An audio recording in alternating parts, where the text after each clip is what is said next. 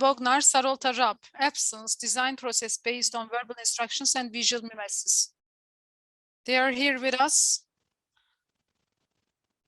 They will be doing this presentation in English. If you want to, you can push the button interpretation to listen to Turkish.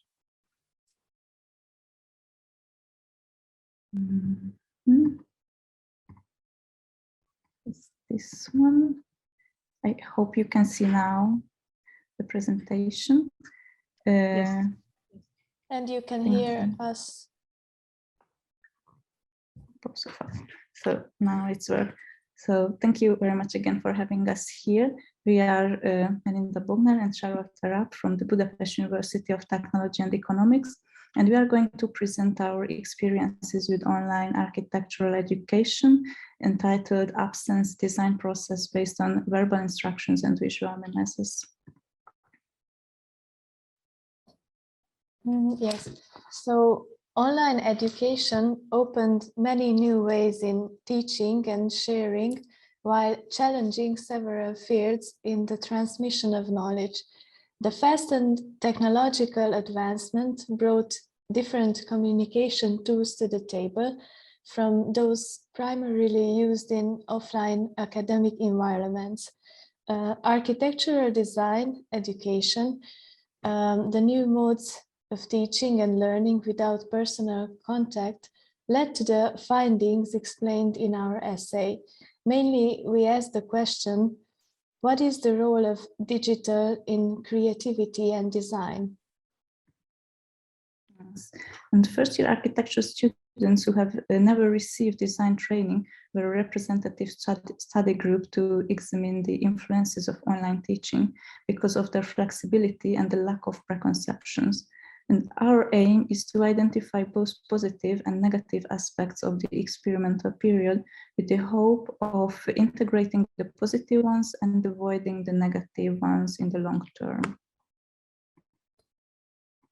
Having the chance to experiment with both online and offline class materials, firstly, we would like to show how an on-campus building session would look like at our university.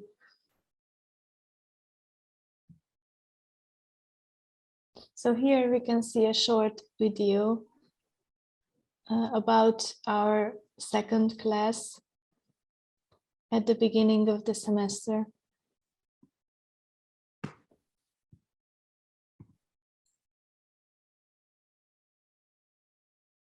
Yes.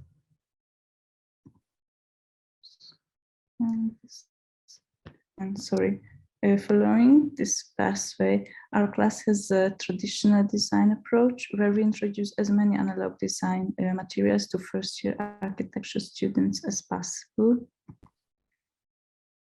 The course is built as a logical path to introducing and understanding how space itself and spatial connections develop from plane compositions to spatial ones and the opposite.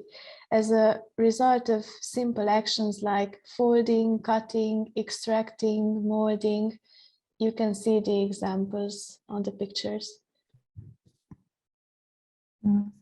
As the training advances, more complex tasks imply understanding the concept, atmosphere, and design method of a sample of selected building architectural works and recreating them with two-dimensional montage technique.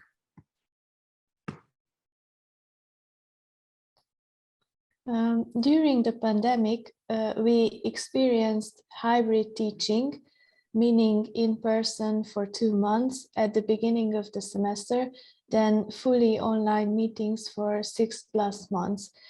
We were curious if online learning will make any difference in developing creative skills. Remote learning platforms favor auditory communications, so we mostly gave verbal instructions and feedback through the screen, which had a significantly larger scale of abstraction as we could sketch together, comparing if we could sketch together. Based on our blurry instructions, the students produced 3-dimensional materials as physical spaces. Maybe there is a short delay in our slides. I'm so sorry, but just to continue, students were also notified how special their role is in architectural education and why the given context is so significant, because remote learning puts the design process into a new perspective in architectural design practice, just like in education. For us, however, the subject of the experiment will now be how to communicate about physical space relations and relationships in virtual space. So everything now is on record, and the produced data during this past year multiplies of what has been said so far. This leads to wider accessibility of knowledge and class materials, and the outcome is not limited to those who can afford to be presented physically, but also for those who can access the World Wide Web. In reality, with the advent of online teaching, us educators had to rethink more consciously and communicate more properly the design requirements. In an Our Daily podcast about COVID-19 and the future of architectural design, speakers pointed out that we really need to be intentional about how we create a studio culture. Overall, a significant loss of the pandemic period was the lack of studio culture, which serves the potential to trigger the creative state. Yes. And as a way of measuring if online teaching made any difference in creativity, we compared offline studio works with online studio works. And the comparison can be made mostly in digital format, which demonstrates the similar visual character of the final results. Some aspects of the design can be clearly transmitted through the images and thus accurately measured. On the level of abstraction, the overall concept and geometry can be easily understood. For example, on the right side, we can see a paper model looking like a solid block composition, but the pictures themselves serve as a creative medium which can highlight some details and also hide other not so successful parts.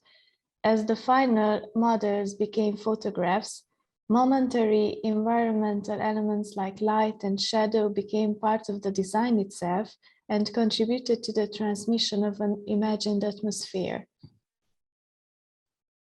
And in conclusion, the complex presence of the resulting works cannot be presented by a single picture, but with a series of pictures from all angles in different light circumstances, which was mostly not released because of the lack of time.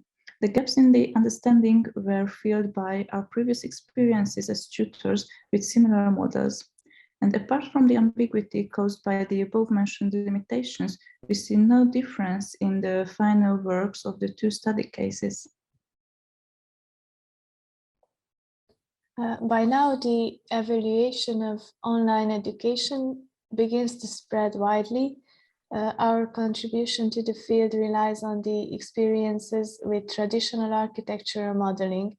As Nicolas Negroponte pointed out, new technology first mimics the manual processes it replaces, then augments those same processes, thus paving the way for real innovation.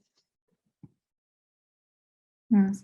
And in case digital is the way of communication, then we see the emergence of verbal and textual methods, where the 2D projections of a voxelized 3D grid is taking the place. At the Budapest University, this has been the case. Digital as the apparatus was the way of connecting different areas.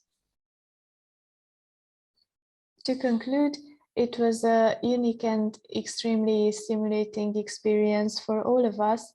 As instructors, we learned how to mediate students through verbal commands in delayed times, while students experienced more individual work and broader freedom of self-expression. Instead of live discussions, the emphasis shifted towards one-way verbal commands. In the online analog realm, design was based on rules instead of based on models. Digitalization limited and lowered the appearance of novelty. People started to work from existing data and reproduce those already invented patterns instead of finding out something new.